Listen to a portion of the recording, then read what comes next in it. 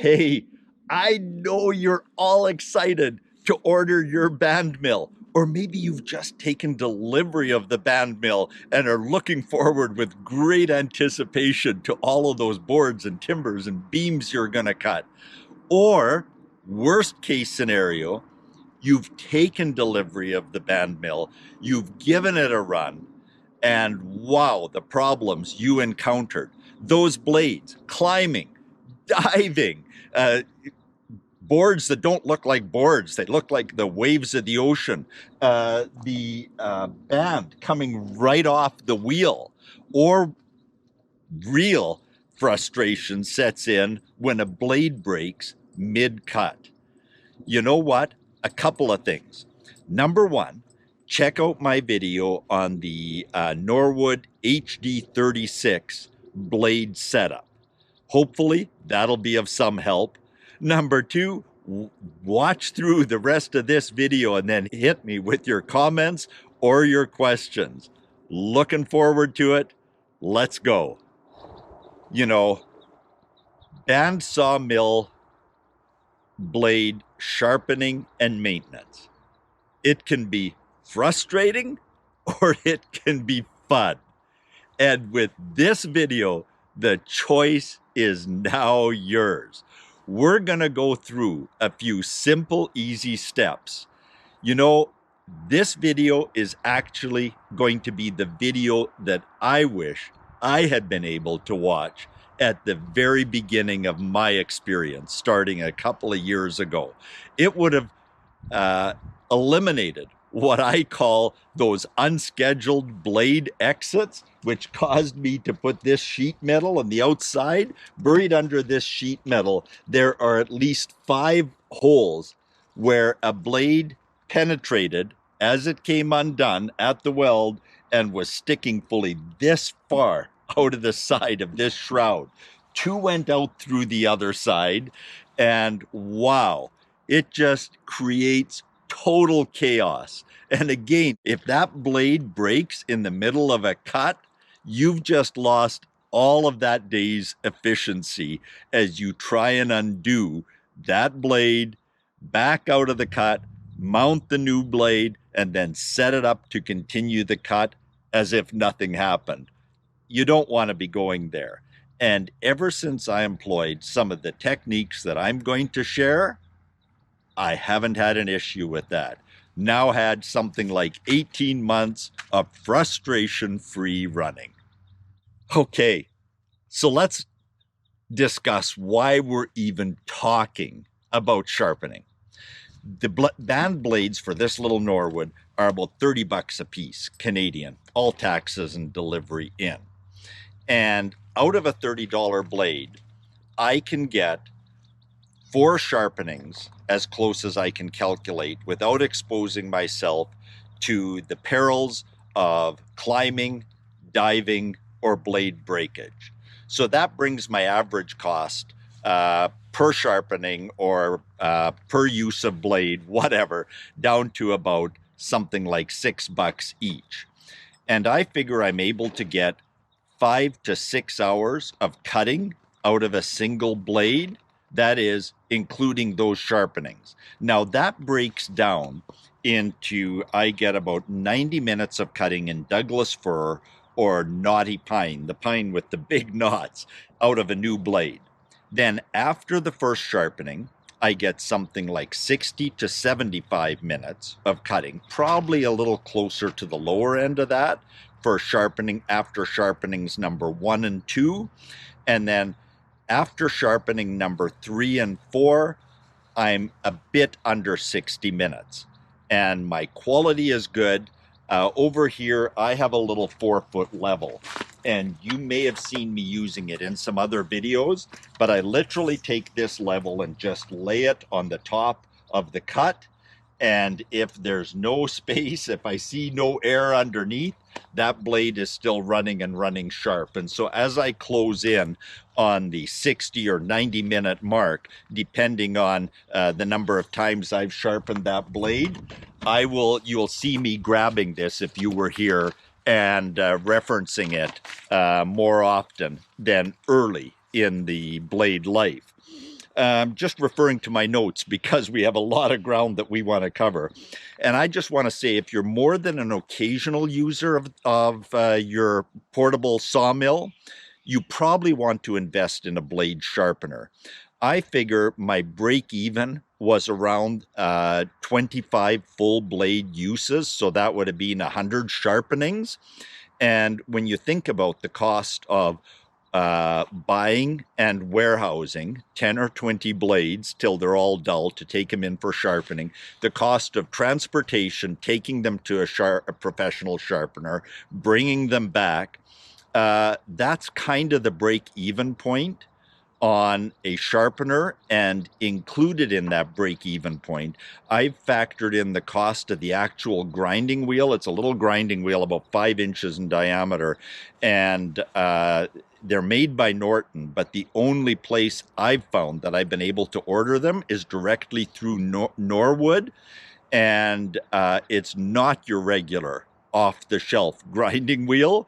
And so Norwood would have their own justification for it, but at the end of the day, that little wheel costs $120, and it's probably good for those 100 sharpenings, but not beyond.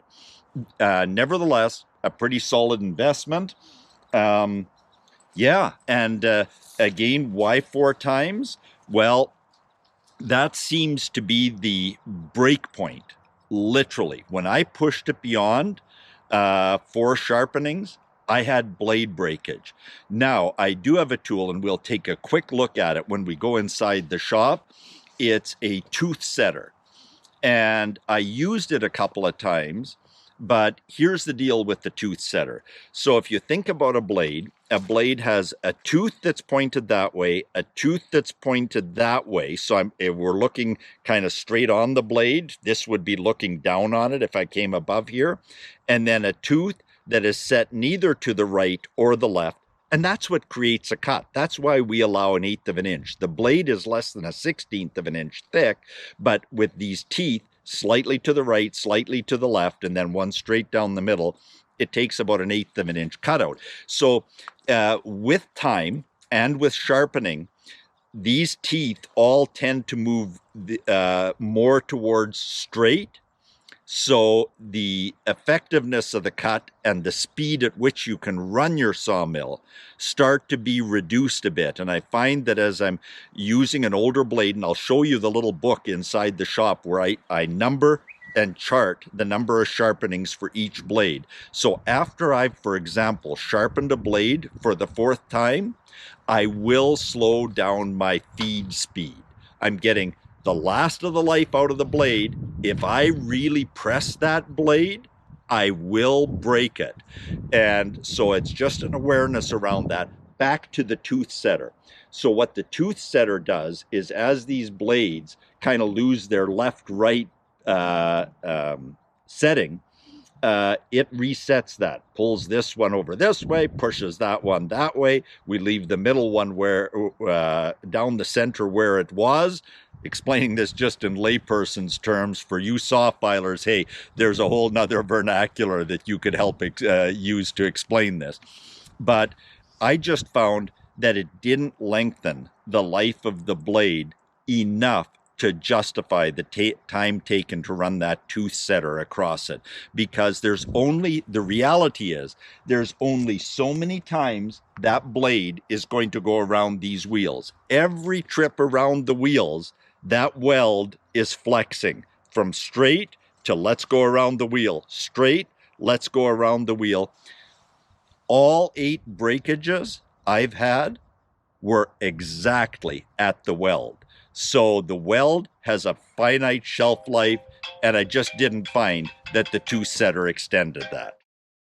All right, we've come into the great indoors of the shop here, and before we sit down at the little Norwood blade sharpener and we walk through a couple of things, I just realized that I had explained what happened to 7 of the 8 blades that broke at the weld. The 8th blade was perhaps makes the point that there's only so many times that blade can go around those wheels before the weld gives out. So I finished the cut, raised the saw head, came back to get set up for the next cut. The engine was at idle. I'm just lowering the head, the blade not engaged or not close to anything resembling the cut or the cant that I was working on. And the blade just shattered and spiked through the side shroud. And just only so many times it'll go around the wheel before that weld says enough is enough. So we'll sit down here, but let's go through a little bit of the process. So right now, I haven't got everything set up in this shop, and I'm not using the drill press on a daily basis, so I've been hanging my used blades right here. These blades, with one exception, have been sharpened 3 times already, and you'll see some numbers here. So I number the blades as I bring them in into the shop. Number 19, number 20, number 21, and number 22 had already been sharpened 4 times. I used it for about 45 minutes on its last cut, and I retired it to the great scrap heap in the sky or at the landfill, or the metal bin is where it actually landed. So blade number 23 is on the sawmill right now. I track all of that right in here. So blade 22 went through 4 sharpenings and noted as discard. And so this one is on the mill right now. My pen is not cooperating. These other 3 blades that we've just looked at have been sharpened 3 times. As I sharpen them, I'll make a mark. Which brings us to some of the tools that I use on a daily basis or when sharpening. So I've got a hex key. We'll show you what that's about. This is for removing the grinding wheel. We take this little cover off. There's a nut in there. I just put a firm grasp on the grinding wheel, and this little 22 millimeter does the rest. My blade shaping stone, another Allen key. We'll talk about that. I've got a little ratchet with, what is it? A small socket on it, and that's for making some adjustments here. We'll go through exactly what that's used for. This is always right there by my side, a little ink marker, and I not only use it to mark the numbers on the blades, but I'll use it to mark where the weld is on the blade. And I'll show you why that's important. And my little chainsaw tool is here because just over on the next bench is my little chainsaw sharpener. And of course, always need these safety glasses. Even though the wheel is spinning and dispensing sparks that way, there are the odd errant sparks that come off this way. Definitely don't want that stuff in one's eyes.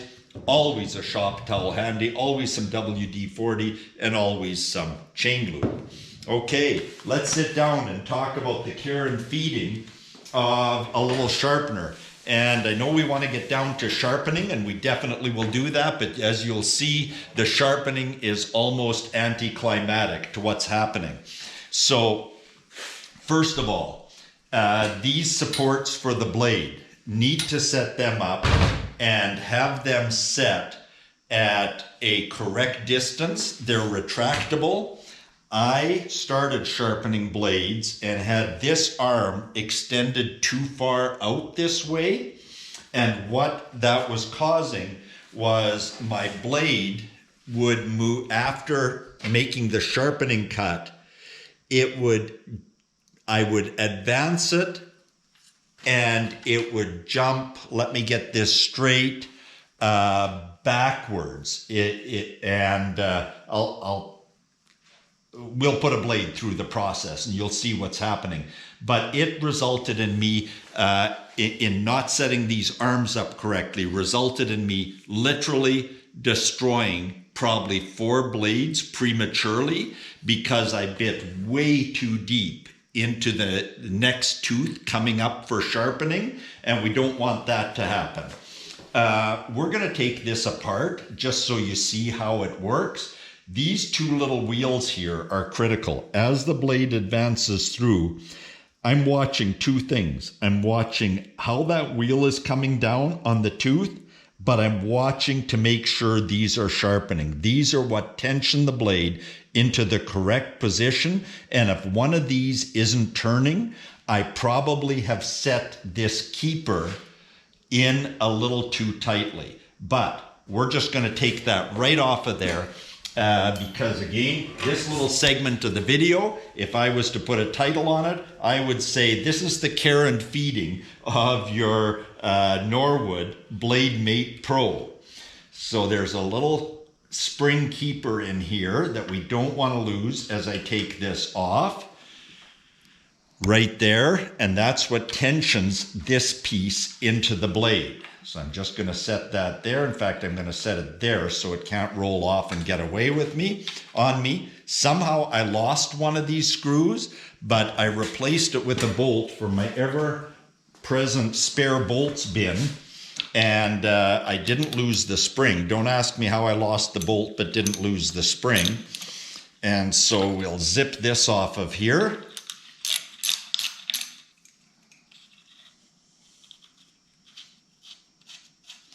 And normally I would have an air compressor here and kind of blow some air across this thing and give it a better cleanup than I'm doing today. Cleaning this up isn't the objective of this exercise. I just want to show you how it works, what to watch for, and so that you're not at all intimidated by the inner workings of this. Just grabbing a piece of shop towel here. I love a little bit of WD-40. It just degreases things really well. Don't spray it on bearings directly. Not healthy for bearings. Give it a little dust and clean. Again, normally I would clean this up far better, but I'm not going to have you watch me for the rest of the afternoon cleaning this. I don't spray anything onto those bearings. I just use this to clean the surfaces. This bolt here extends or allows this to come in closer, and I want this sitting square.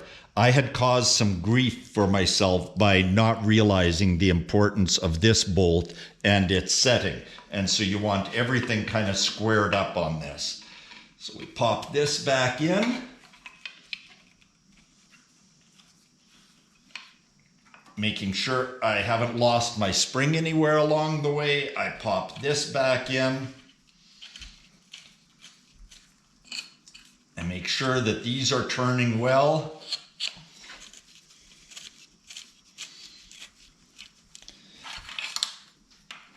Spin this back in to about there, and I will set that up a little bit better in a minute. I will spray a little chain lube after tightening this back up.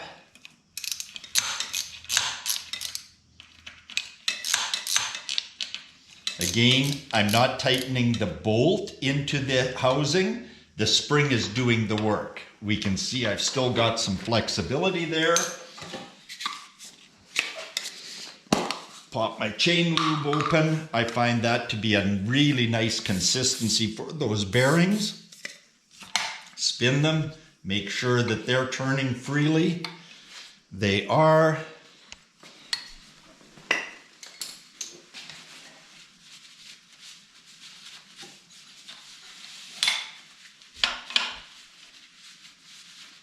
And there we go. Okay, we're ready to drop a blade in.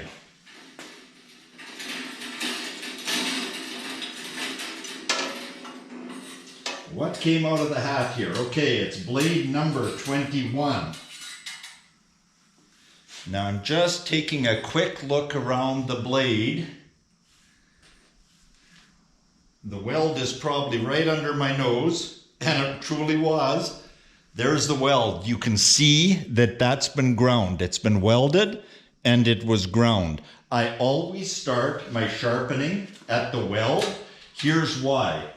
I had a some might call it a bad batch of blades. There was about 5 in an order. And right here, the tooth that was across the weld was a different gap from top of the tooth to top of the tooth than any other tooth on the blade. Not realizing that it was important to start at the weld, I started just randomly. I just throw a blade on and start sharpening. And when you get to this tooth, I would completely destroy the next tooth because this advance mechanism is set for a certain distance between blades. Those blades didn't have to be destroyed had I started at the weld. So I take my little ink pen here, or paint marker, and I mark that. I also put a mark on the other side because as I'm sharpening, I want to have a rough sense of how far I have to go yet. It's just me. I'm getting bored cranking this handle and wondering, am I half done yet? Well, if I put a mark on the inside, I can see that yellow mark making its way across there, and I know about how far I have to go before we're done.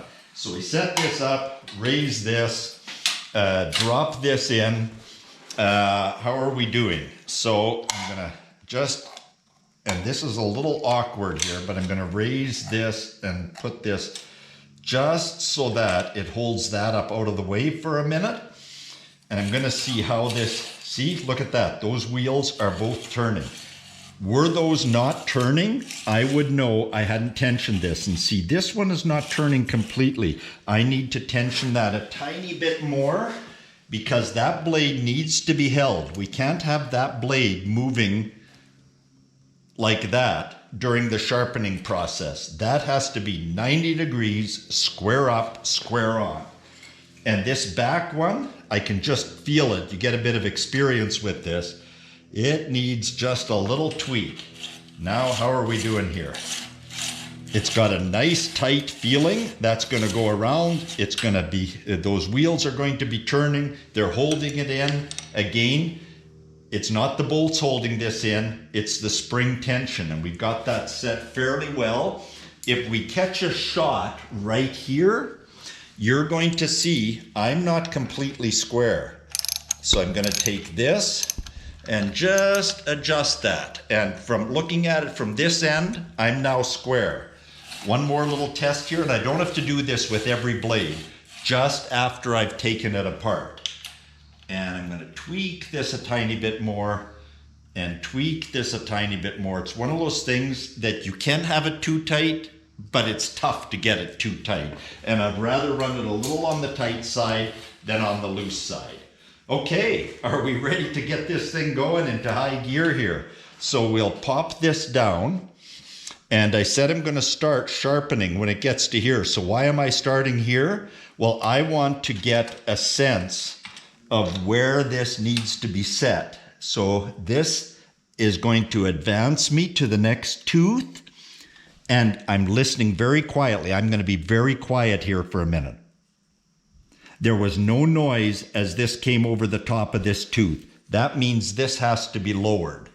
Okay, let's try this. We're going to come down. I'm going to be really quiet. I need to hear a noise as we come off the front of this tooth. You hear that? So you heard it starting up almost, well, we were a good 3/16 down towards the trough, and then it drug across the trough. I like that. So I probably got my height set about right, but I needed to hear that right at the beginning of this tooth, and I didn't. So that tells me I've advanced this a little too much. I have to back this off. I'm going to go for 3/8 of a turn. It was about a 1/16 down the tooth before I heard it. And I heard it coming off the top of that one. Back it off. Just going to bring this back because I'm getting to my weld now and I want to get a clean cut here. So that's fine. We push that through. Listen. Yeah, I heard it coming off the top there. And it started right into it, and we got a good gullet. We're going to fire this up, and here we go. Hey, safety first. Let me grab my goggles. for my eye protection.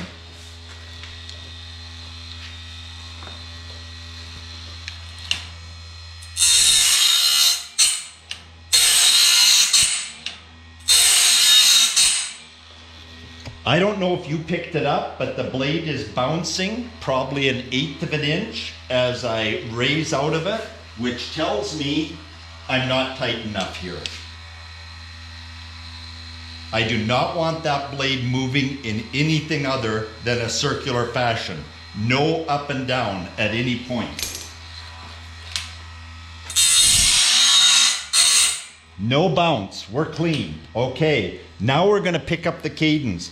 You're gonna notice I go through these teeth fairly quickly, and here's why. Doing what I just did there is not helpful to the blade. The stone dragging, you kind of heard that? What don't we want to do to this blade? We don't want heat on this heat-treated blade. That is not healthy for the blade. The teeth aren't going to hold. They won't hold their left, right that we had talked about when we put heat into them. Now we're gonna just start bouncing through this, and let's roll. This is gonna be a bit of real time. Then I'm going to have my videographer speed it up a bit, and we'll finish strong.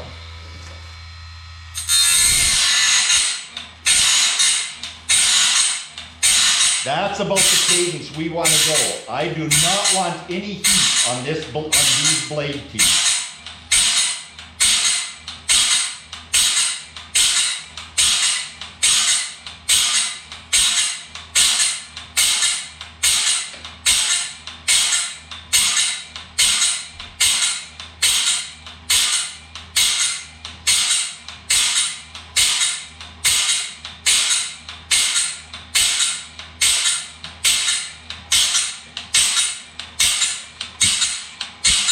Pausing for a moment. I don't know if you noticed it, it would have been hard to spot. This wheel quit turning. So I'm gonna just tweak it a little bit more. I probably should have double checked that one more time earlier on, but that wheel needs to be turning.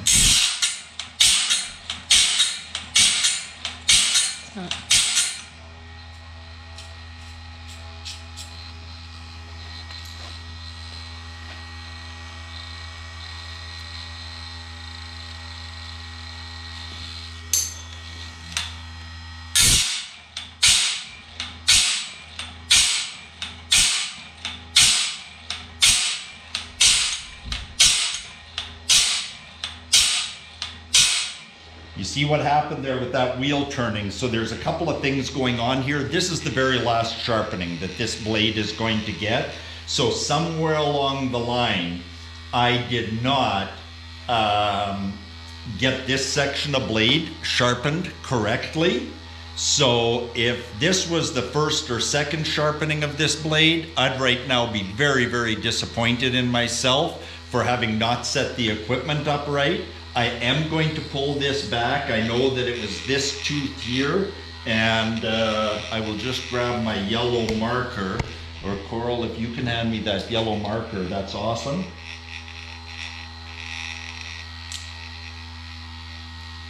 I'm going to reel back to that. I need to drop this a little bit because you're noticing I'm not coming off the top of this tooth. Hey, I could have set up a picture perfect video where everything went absolutely perfectly. That's not real life. It doesn't go absolutely perfectly on blade sharpening. So now I'm in fix-up mode. So I'm just gonna pop this up and out of the way for a minute. We're gonna roll this back. I will shut this off. We're going to, so I've got that fairly tight, and that back wheel should be turning. The front wheel may not be set entirely correctly. And again, once I get this set up, I don't touch this for maybe about 10 blade sharpenings. So we'll back this guy up. We're gonna come right into there. We'll put this down. We'll advance. I'll put this down again. We'll advance. Okay, we'll advance. Yeah, I'm just not getting enough bite there, so I'm gonna just tweak this a little bit. Okay, we're off and running.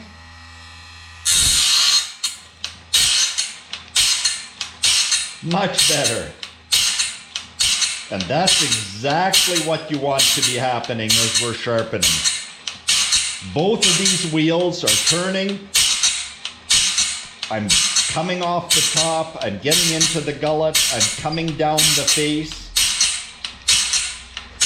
Even though this is the fourth sharpening, I'm gonna still get a good 45 minutes out of this blade, even in Douglas fir. So we're just going to go into time lapse here, and then we'll finish off.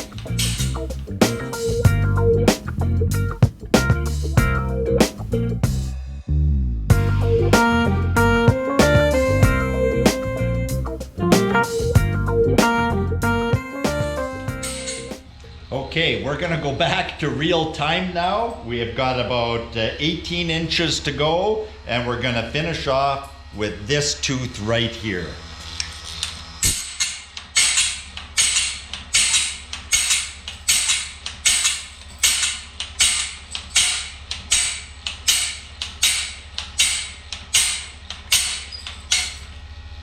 And there we go. And I haven't completely figured this out, so I will look forward to your questions and your comments. But it seems that perhaps because on previous sharpenings, I started a few teeth earlier. I wish I was more consistent in starting exactly on the weld. So when I said I start exactly on the weld, that was probably an aspirational goal rather than a reality that I adhere to every time. And so you notice these last 8 teeth or so, I wasn't getting the face cut. I was coming off the top. But hey, it's a work in progress. And I've never done any blade sharpening in my entire life. I hope that as part of the outcome of this video, you won't be intimidated by blade sharpening, even despite my imperfect technique here at the very end of this blade. This blade is going to run just fine. It's more than good enough to give me 45 minutes of cut time, and there we go. And at the end of the day, all 8 fingers still got these 2 thumbs and having more fun than should be legal. Stay tuned, more to come.